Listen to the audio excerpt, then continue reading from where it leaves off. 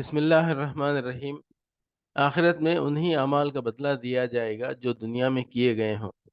तफहीमुल कुरान जल्द चहारुम सफ़ा 285 सूरह साफ़ात आयात 38-39। इन्नकुम लज़ाइक़ुल अज़ाबिल अलीम वमा तुजज़ौन इल्ला मा कुंतुम तामलून। अब उनसे कहा जाएगा कि तुम लाजिमन दर्दनाक सज़ा का मज़ा चखने वाले हो, और तुम्हें जो बदला भी दिया जा रहा है उन्हीं आमाल का दिया जा रहा है जो तुम करते रहे हो। आखिरत में उन्हीं अमाल का बदला दिया जाएगा जो दुनिया में किए गए हों।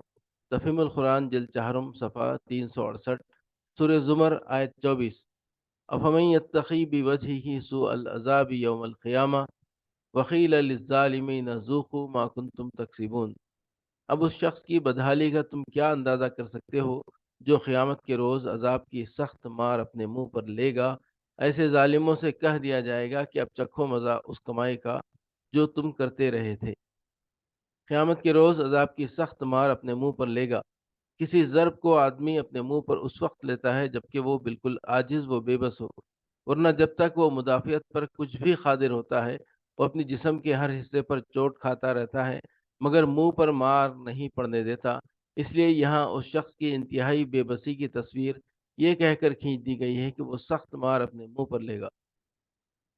ऐसे ज़ालिमों से कह दिया जाएगा कि अब चखो मज़ा उस कमाई का जो तुम करते रहे थे।